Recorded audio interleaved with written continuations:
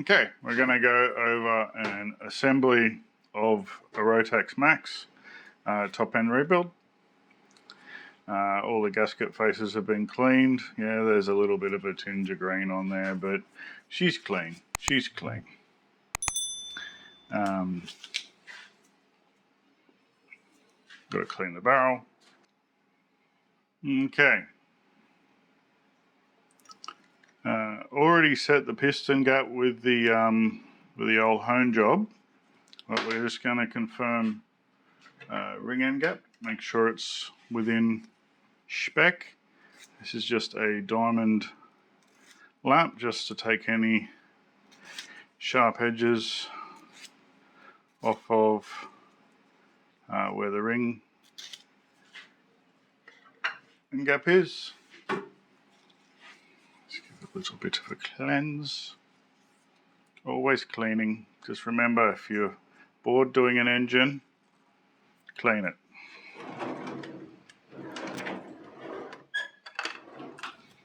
Alright, this is my handy dandy tool to push the ring down.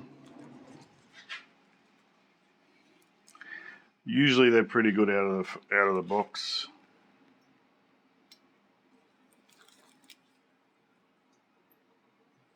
Oh, this one's a little bit on the bigger side. Won't affect anything negatively. No, it's alright. It's alright. It's alright. It's 0.35 of a millimetre. Don't even know what that is in thou. Sorry, Americans. It's within spec. It's a bit on the bigger side. I do prefer if they're at like 0.3, 0.25 is like best case scenario. I check it about 8mm down in the bore, which is right where it's on power stroke. Not that it matters because the hone is very, very close to being perfectly parallel and concentric. So, you know, top to bottom, left to right, I get the barrel within a few micron is my aim. I'm not going to tell you the exact piston clearance that we use or the honing process. Got to keep some tricks to myself. But, you know, clearance for these things anywhere between 50 micron, which is probably a little bit on the tighter side. You need to be careful how you're running it in, up to, oh geez, you could run up to 80 micron on one of these and it'd go. I've pulled apart J-Maxes from other engine builders where I know that they've put them together at about 80 micron, and they still go pretty good. They just tend to kind of fall off the cliff a little bit earlier on. So if you're doing like only big meetings and you don't care about how often you're rebuilding it and ultra performance is important, maybe that's the way that you go. Not how necessarily I try and do it, but you know, that's your kind of range that you could sit in. And then piston ring end gap, you know, 0.2, you're kind of probably a little bit on the close side, and up to say 0.45 will keep you out of trouble in the scheme of things. I do try and aim for more in the middle there. Alright, so barrel's all nice and clean. As a final check, we got a lint-free cloth, little squirt of brake clean. Give it a swipe around the inside, make sure that there's no residue. It's wet, but there's no grey or darkness there. She's all clean. I wouldn't lick it, but as far as the engine's concerned, that's more than clean enough. So we're going to pop the ring back on. I did used to use a ring tool on these, and that's the only time I ever had a ring failure. Rolling them on like that, never had a failure. So I know it looks a little bit on the rough side, but yeah, done a few hundred of them. Oh geez, probably 1,000 of them, who knows. Done lots, no problems, all good.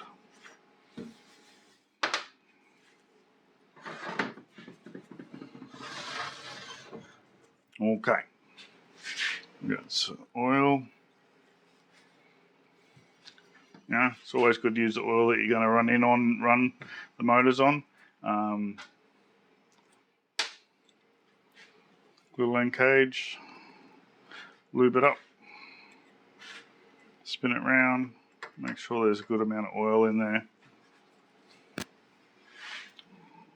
little bit on the piston pin.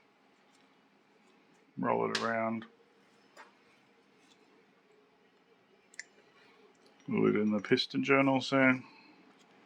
Or the pin ball, whatever you want to call it. These are a nice slip fit, so I say that and then can't find the hole. In my defense, Your Honor, there's a GoPro in my face. Alright, they're nicely put in. Now, circlips. Put your toys away. Now, this is most amazing tool. It's by Bucks Tools from America. They are not cheap. You buy them for a given size. They actually roll the circlip past itself as you're putting it in, so you can use full length, full size circlips. I made a stop, just pop it to there, go there. You always make sure that the circlip is either facing the top or the bottom. The gap for the circlip doesn't really matter. People will start discussing that the piston is faster coming down from the top than it goes back up to the top, or some such. I try and avoid discussing things with those people. But yeah, so that's it. Circlips are in.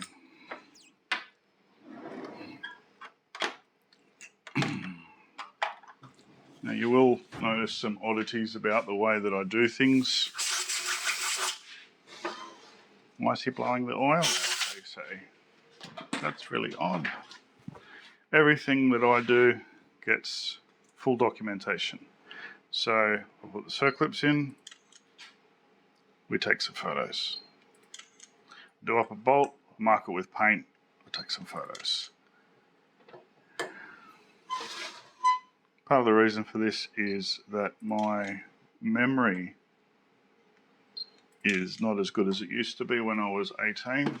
So it helps me if I need to go back and look at what was done, that I have all the settings in the documentation and everything like that with the photos, it's all there. You know, did I put the piston in back to front? No, I've got a photo to prove that I put the piston in the right way, etc., etc. All right, I'm just going to base this base gasket thickness off of the last base gasket thickness, and then measure, squish, and make some adjustments from there, maybe, if required.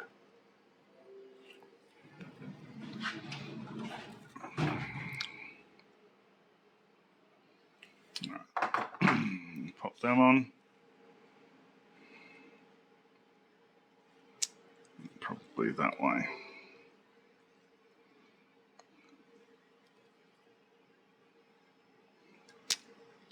Do like to put a little bit of grease on the gaskets. Helps them seal up, and it helps them release when we go to pull the motor apart the next time. So if I'm going to put this together, I'm going to check the squish, and then if I'm happy with the squish, we still pull the motor apart, and I grease the gaskets back up together, back up, and put the motor back together. Just a little bit of oil around the bottom of the cylinder, just like that, and the piston ring will push it up. But because the piston ring pushes it up, we just need a little bit of oil below the piston ring to lubricate between the skirt and the cylinder. Squeezing the ring down, gentle, gentle.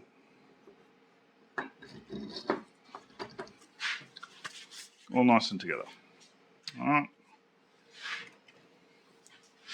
Tell you what, having a camera sitting in front of you is a little bit off-putting.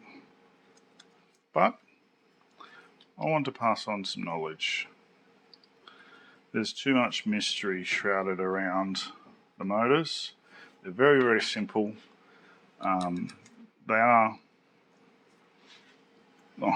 you need a lot of tools to build them properly, but it's all about advanced common sense and just attention to detail. So, if I can pass on a little bit of knowledge, have people understand a little bit more what the engine builders are talking about when the engine builder says it needs X, Y, Z or whatever like that, then I've achieved what I want to achieve. Do I want people to send me motors? Yeah, it's kind of what pays the bills. But, don't care if you're watching this and use a different engine builder, or you want to build it yourself. That's cool. Everything that's done with a torque wrench as well. That's the trick.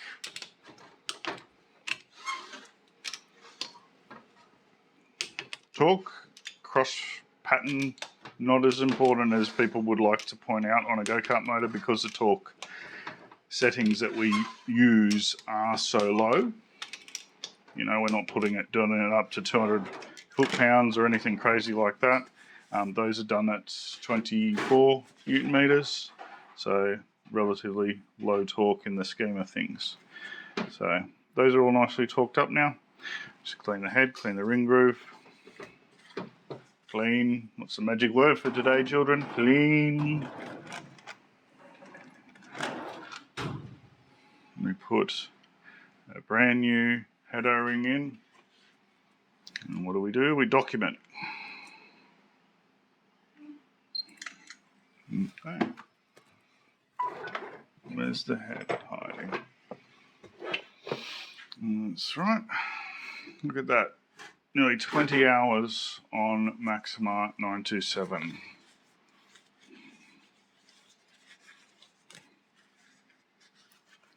It's a great little oil. It's the only oil that I really recommend.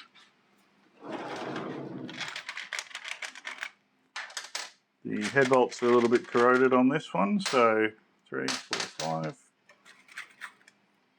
1, 2, 3, 4, 5. So we're just going to use new head bolts while we're at it here. The O-ring's not really wanting to sit perfectness.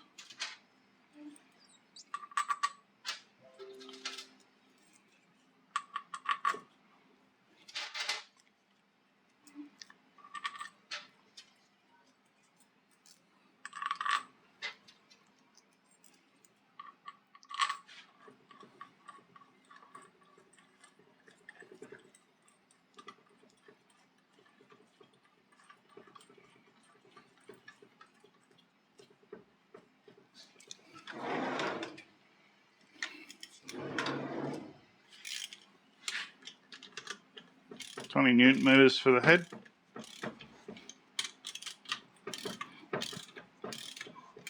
Just do them up, just nip them this first time around, and then we go straight to torque. So as I said before, torquing 20 Newton meters, not 200. Torque pattern not anywhere near as important as it is on a road car. 2, 3, 4, 5. 1, 2, 3, 4, 5.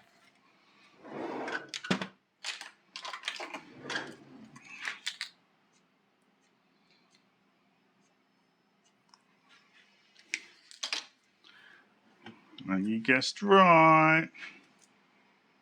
Documentation. Okay. This is where we're going to get a little bit secret squirrel. The legal minimum on a Rotax Max under the rules that we're running with is 1 millimeter. Now, some people run a little bit bigger than that. Some people try and run right onto that.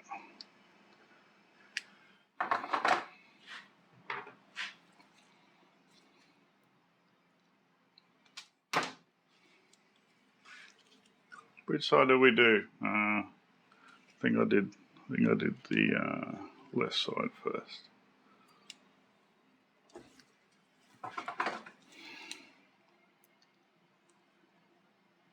Alright, cool.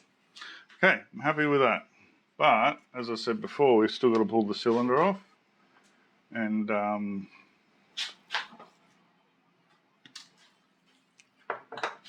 put a little bit of grease on the gaskets to help them release. And while we're at it, I just got to put those settings into my build sheets. Alright.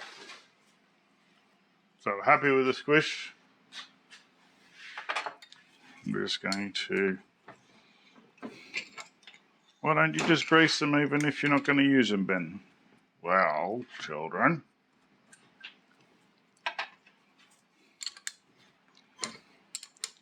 You store the gaskets in your cabinet covered in grease, and then all the dust and stuff sticks to it. So I try and run them dry for storage purposes.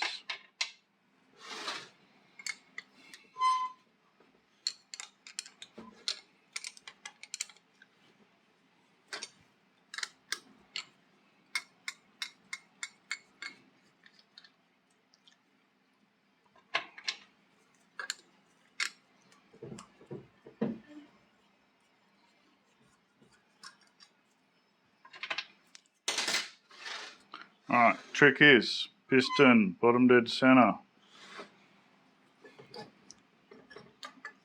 And it comes off all nice and easy like that. Gaskets, hands are a bit dirty. Clean your hands with some brake cleaner. My gloves, clean my gloves with brake cleaner.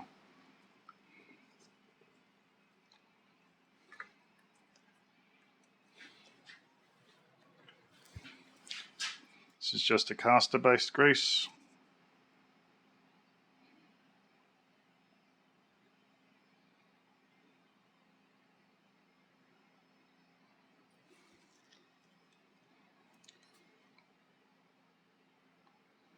Which I have not been able to find lately, so it brings me great sadness.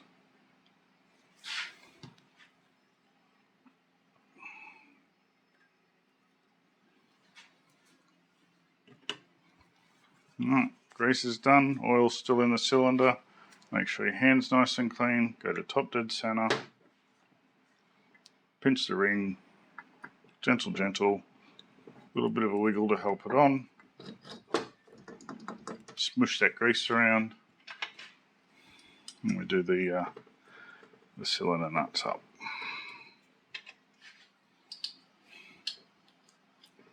And the same process again, we torque them up, we mark them with a paint marker, and we take some photos. Then, effectively, your top end build is done. It's just a matter of assembling reed block and everything like that. So there's one nice short sweet one, getting all the information that you need to do the job or understand what's going on during the final assembly process. Now people will look at that and go, why does my engine builder charge me this much money to do a top end rebuild when that's all a top end rebuild is? That is not all a top end rebuild is. The cleaning, the getting the hone right, torque plates, making sure the temperatures are correct when you're doing the hone. There is a lot more that goes on in the background than what I'm showing in this video. So, no jumpy to conclusions, okay? It's not what this is for, this is not what this is about.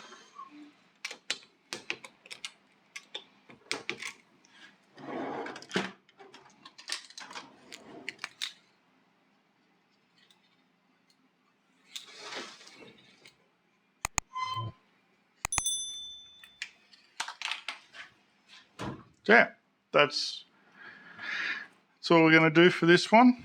Keep it nice, short and simple. If anyone wants anything in particular shown in videos, leave a message, send me a message, hit me up. let me know, and I'll see if I'm willing to show that information. Thanks for watching along. Bye.